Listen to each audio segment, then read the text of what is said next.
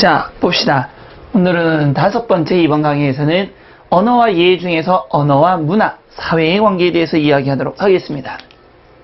자, 먼저 이렇게 보시면 언어는 그 언어를 사용하는 사회 문화에 영향을 받는다. 다시 말하면 언어가 뭐에 영향을 받는다는 얘기죠? 사회 문화에 영향을 받는다라는 것입니다. 그 대표적인 것이, 자, 영어에서는 라이스, 우리는 벼, 쌀, 밥이라고 얘기하죠. 왜? 간단하잖아요. 영어권에서는 뭐밖에 없죠? 그렇죠. 다시 말하면 걔들은 무엇을, 고기를 먹고 사는 사람들이었기 때문에 뭐가 없습니까? 농경에서 쌀이라는 개념이 별로 없었죠. 오히려 밀이라는 게 있었죠. 그러니까 그들이 얘기할 때는 그냥 쌀은 자기들이 많이 한 문화가 아니기 때문에 쌀이라고 하나, 라이스라고만 얘기하지만 우리는 기본적으로 농경 문화입니다. 그러니까 쌀의 종류가 분화될 수밖에 없었던 거죠. 그래서 에스키모 사람들의 눈도 마찬가지고요. 미국에서는 나와 우리를 구별하고 우리말에서는 구별하지 않는 공동체적 문화 특성이 있고, 대가족 제도의 호칭어가 많이 발달되어 있다라는 것. 그리고 또 언어와 사회 관계에서 뭐가 있습니까? 지역 방언과 사회 방언. 언어가 사고에 영향을 준다라는 것. 앞에서도 이 부분은 분명히 이야기를 했습니다. 이해되셨죠? 그러니까 여기에서 특히나가 사회 방언이라는 건 뭐가 있다 그랬죠? 분명히 여러분들이 얘기하지만 우리가 생각할 때 방언하면은 전라도, 경상도, 충청도, 뭐 제주도 이런 식의 지역 방언만을 얘기하지만 사회 방언에 따라서는 같은 칼을 뭐 무시무시한 오빠들이 쓸 때는 연장이라고 하고요. 그다음에 의사들이 쓸 때는 뭐라고도 하고 메스라고도 하고, 또는 뭐에 따라서도 계층에 따라서 또는 나이에 따라서도 달리 말들을 사용하고 있다라는 것, 그런 것들을 사회 방언이라고 얘기했습니다. 자, 그러면 6번째 언어의 기능 한번 봅시다. 자, 언어의 기능에는 표현적 기능, 정보 전달의 기능, 또 뭐가 있죠? 지령적 기능, 친교, 표출, 관어, 미적 기능이 있고요. 그 다음에 정보 보존의 기능까지 있습니다. 그러면 하나하나 따져보자고요. 첫 번째 표현적 기능이라는 게 있습니다. 그 교재를 잠깐 보시면 무엇이죠? 요 내용이 교재 걸 압축한 겁니다. 그러면 말하는 사람의 판단이나 감정까지도 무엇? 언어로 표현할 수 있다라는 겁니다. 다시 말하면 판단 밑줄, 감정 밑줄. 자, 언어의 개념 및, 자, 개념이라는 것 동그라미 치시고요. 화자의 태도도 중시된다라는 것. 자, 보시면 이 금은 무게가 5g이다 그랬습니다. 화자의 무엇이죠? 사실적으로 이게 5g이라는 판단을 하고 있다라는 것. 그러니까 판단을 하고 있다라는 겁니다. 되셨나요? 두 번째, 정보 전달의 기능. 상징화된 언어 기호 밑줄 치시고요. 전달하는 기능으로 무엇보다도 상호 의사소통을 가능하게 한다라는 것. 그 다음에 개념적 의미가 주로 작용한다라는 것. 요건 밑줄 치시기 바랍니다. 되셨나요? 그래서 보시면 언어는 자의적 음성 기호의 체계이다. 앞에서도 얘기했지만 언어를 뭔가 전달하려면 무엇이 있어야 됩니까? 체계적인, 즉 상징적인 게 있어야 되죠. 그게 그림일 수도 있고요. 언어 또는 글자일 수도 있고요. 됐죠? 아니면 지도일 수도 있고 여러 가지가 있겠죠. 어찌됐든 간에 그것은 무엇이 된다? 상징화된 언어 기호가 된다. 이것이 있어야만이 뭐가 될 수 있습니까? 우리가 정확한 의사소통을 하고 의미를 제대로 전달할 수가 있겠죠. 됐습니다.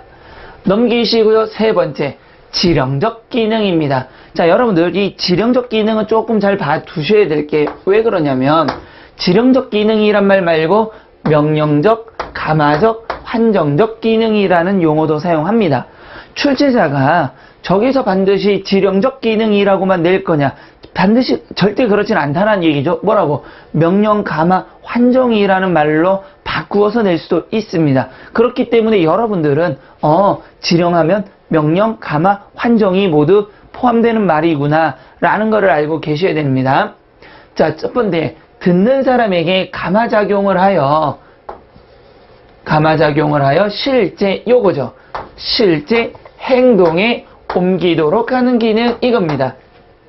그럼 내가 뭔가를 얘기했을 때 뭐가 생겨야 되는 거죠? 행동의 변화가 생겨야 됩니다. 자, 그래서 표현 의도가 관습적 의미보다 중시된다. 그러니까 의도가 중요하다는 얘기죠. 이 의도를 가지고 무엇하는 거죠? 듣는 사람의 행위를 할 수 있도록, 실제 행동을 할 수 있도록 하는 겁니다.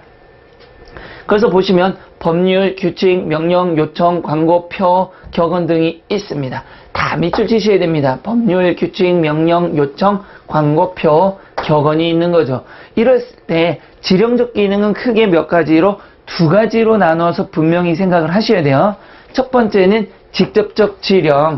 그러니까 직접적 지령은 내가 돌려 말하지 않고 무엇인가 얘기했을 때 듣는 그 사람이 뭐를 통해서, 감화작용을 통해서 행동을 유발시켜야 되는 거죠.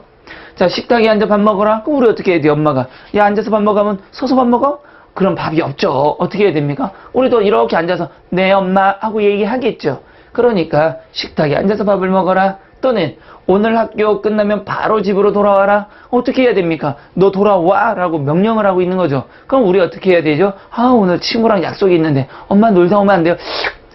오늘 할아버지 병문안 가시는데 얼른 와! 그러면 네 하고 와야 되는 거죠. 그러니까 행동을 실행하게, 행동의 변화가 일어나게, 행동을 할 수 있게 하고 있는 거죠. 그럼 이게 직접이라면, 간접적 지령은 직접과 달리 사실은 더 엄밀히 말하면, 쉽게 말하면 면대면이 아닌 걸 얘기하는 겁니다. 근데 조금 애매하기 때문에, 자 보세요.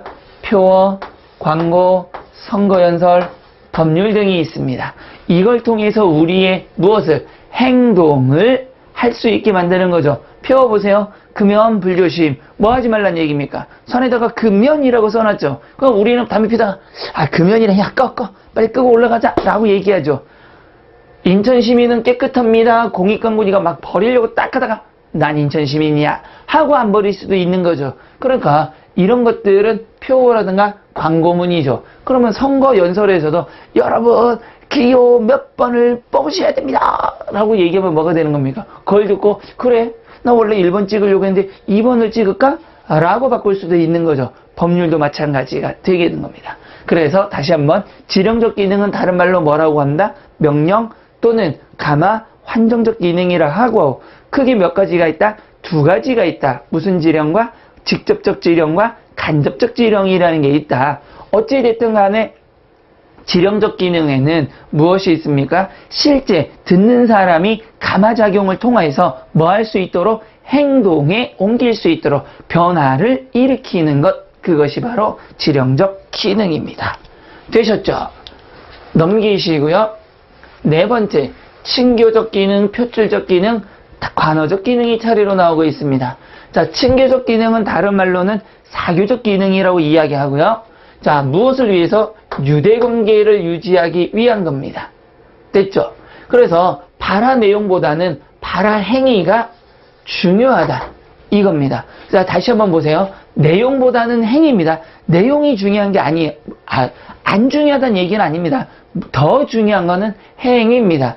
무엇을 위해서? 친하게 지내기 위해서, 유대관계를 위해서, 인간적인 관계를 맺기 위해서 하는 게 친교, 사교적 기능입니다. 예를 들어서 인사말들 의례적인 표현에서 날씨가 좋군요 라고 했습니다.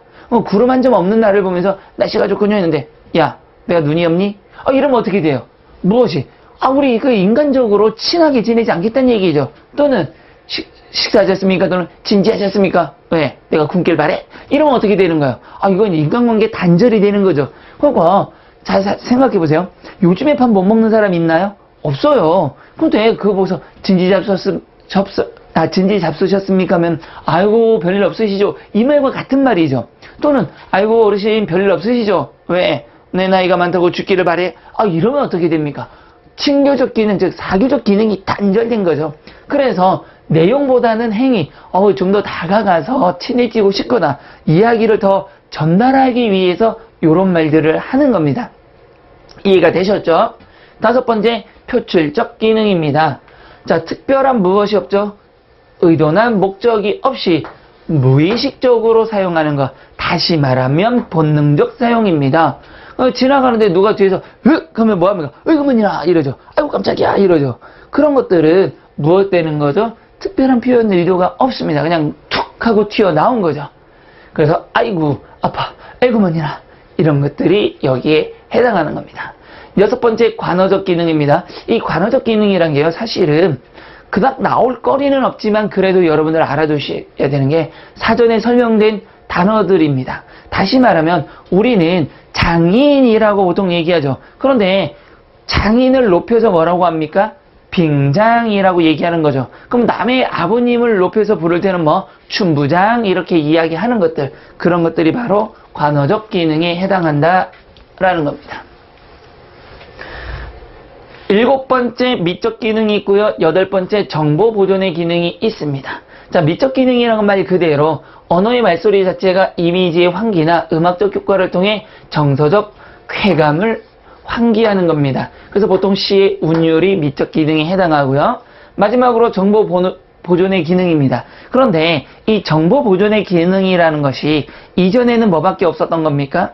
단순하게 글로만 정보를 보존해서 전달했다라면 요 근래는 어떻게 되어 있습니까? 글도 정보 보존을 할 수 있지만 음성 또는 영상 이런 모든 것들이 정보 보존의 기능에 해당하는 겁니다. 그래서 언어를 통해서 지식을 저장하는 역할이죠.